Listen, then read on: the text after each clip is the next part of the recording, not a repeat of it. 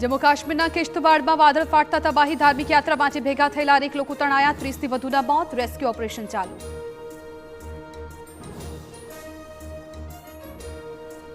આજથી રાજ્યમાં વરસાદનો નવો રાઉન્ડ શરૂ એક સાથે 4 વરસાદી સિસ્ટમ સક્રિય થઈ સૌરાષ્ટ્ર અને દક્ષિણ ગુજરાતમાં અતિ ભારે વરસાદની આગાહી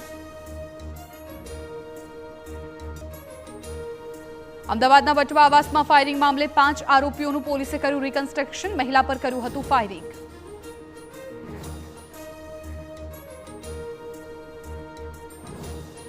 સુરતમાં ટીવી9ના અહેવાલ બાદ સિંચાઈ વિભાગનો પાલિકા કમિશનરને પત્ર નો કન્સ્ટ્રક્શન ઝોનમાં કરોડોના હાઈરાઇઝ્ડ પ્રોજેક્ટને મંજૂરીનો આરોપ સીએમના ધ્યાને આવતા બિલ્ડિંગના કામ પર બ્રેક લાગી